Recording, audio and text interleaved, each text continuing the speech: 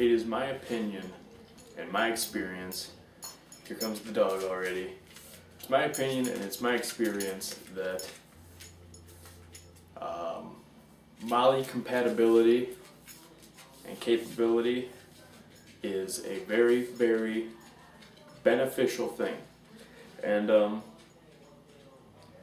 when I first got interested in the whole bushcraft thing, the whole outdoor survival thing, it was like, yeah, let's get all tactical and tactical, and let's have these big rucks with just a bunch of stuff hanging off of them, and you know, try to look like Navy SEALs, something like that. And let's have a massive knife that we can strap onto our strap right here, and that'll be our survival knife, and all this different stuff. And then I realized, you know, that stuff just doesn't look like it's in its place for a bushcraft idea, a bushcraft outing. And so then I went to more traditional stuff, you know, not really traditional, more vintage kind of stuff. After however many years that I've had an interest in this, I've come to a compromise. And MOLLE really has its place.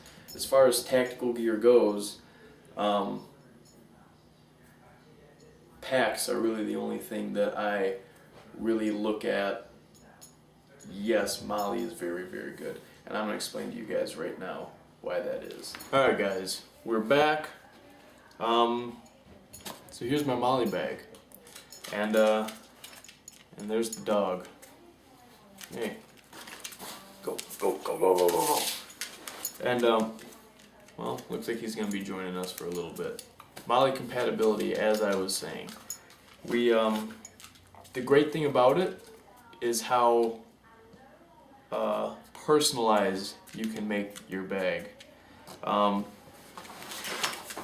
As you can see right here, we got MOLLE on the hip belt. We have MOLLE on the side, on the back, on the other side, and we even got it up top on here, on this flannel panel cover. And underneath is just a map case, basically.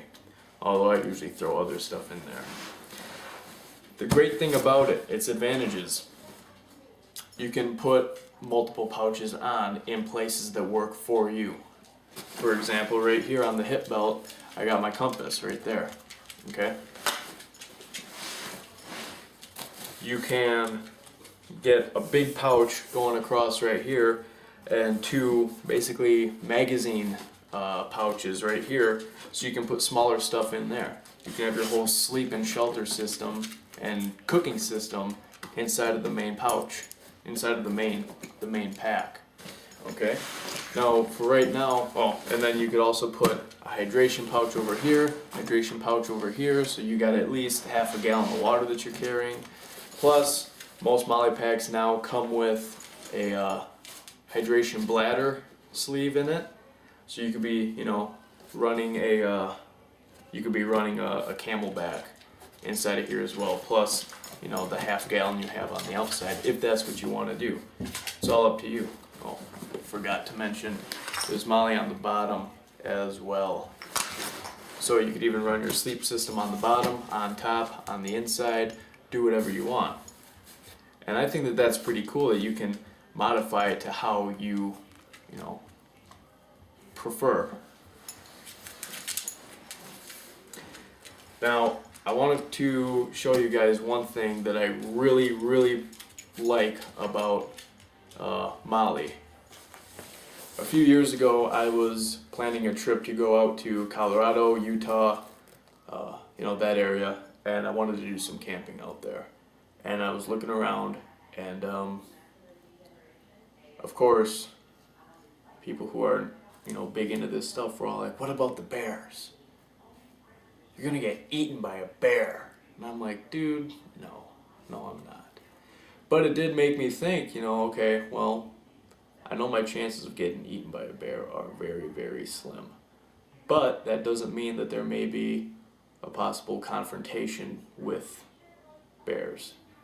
So started doing some research, like what's the best way to deter a bear away from you. You got bear spray, but really that's a last defense, oh shit kind of thing. Like, you don't have any other choice.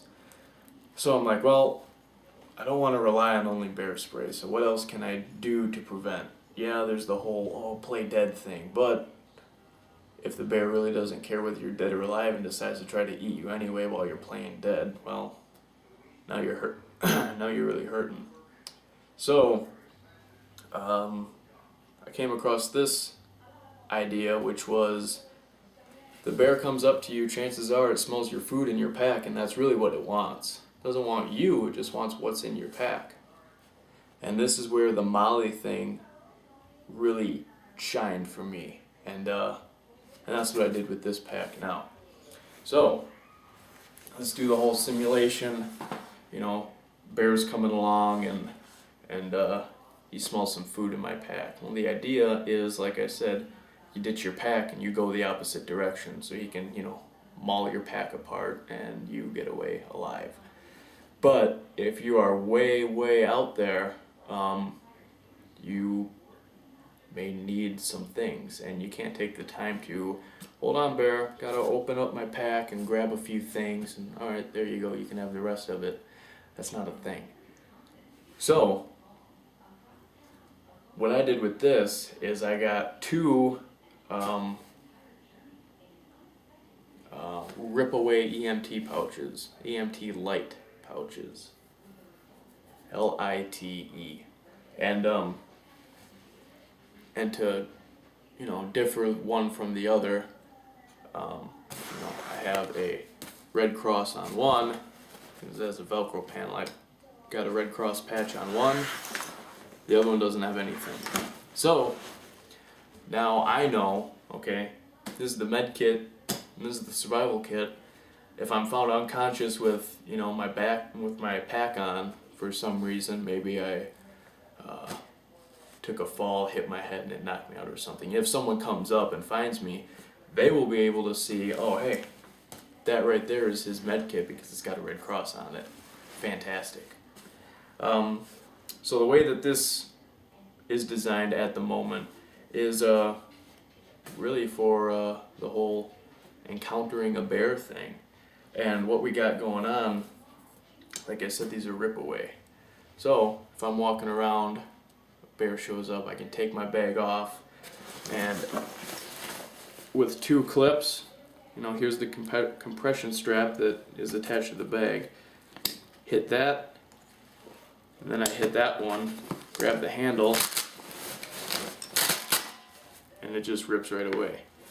Now the idea is I can grab what I really need quickly, so I can ditch my pack and start walking the opposite direction and not completely suffer for however many hours or days it takes me to get to where I need to be. So I can, rip off my first aid kit. I can do the same thing with the survival kit. And within a matter of 5 to 10 seconds, I got my two pouches, my bag's tossed as far as I can throw it, the bear's mauling it, and I'm on my way somewhere else. Also, you guys heard how loud that was. This is some hardcore Velcro that's on these things. So maybe even just the noise of that ripping away will kind of deter the bear, since we all know when you walk in the woods, you're supposed to make noise to deter bears. Unless they're really pissed. I don't know how bears work. Anyway, so I got that rig set up for that unlikely possibility. And that is a fantastic perk of MOLLE bags over, more vintage, more traditional gear. Yeah, I know a lot of people, have their backpack on, their rucksack, and then they also have like a leather belt pouch or something like that where they keep, like a possibles bag. And that would work too. The thing is that I can carry a little bit more gear, and I have a designated medical kit and I have a designated survival kit. Plus, I can, quickly pull the compass out too. So, I have a medical needs bag, which provides me a lot more versatility as far as medical issues go, and other than just a cotton bandana and some duct tape. And then I got the survival kit, which obviously it's not great, but there is shelter system in there, there is fire systems in there, there is some fishing devices in there, some tools in there as well, and that's kind of a big deal for me personally. And that's another thing, is that when you're determining your kit and stuff, it's all personal preference. It's all about what you like, and if someone else doesn't like it, well, probably means that that system doesn't work for them. That's as easy as it is. But I just wanted to share with you guys that it doesn't have to be just tactical or traditional. There's the ability to find middle ground there. There's the ability to compromise between your gear, and that's something I had a hard time with when I was first doing this whole outdoors thing. Was I want all of my gear to match. I want it all to be tactical, or I want it all to be traditional, vintage, whatever. And eventually it's like, you know what? A little bit of that is good, and a little bit of that is good, so let's mix them together and make something better. And that's what I got figured out here. As I said, with these MOLLE bags, you can buy pouches, and you can, store specific things in there. So you could have one pouch on the outside, that could be for your tools. You could have two pouches out there as well. Like I said, those could both be for water or something. You could have a med pouch, you could have a survival pouch or whatever. You could have a really big pouch, and you could have that, with your cooking stuff or something. You can store your shelter gear on the inside, or strap it to the top or the bottom or whatever. You can put your cooking gear on the inside. You can put clothes on the inside.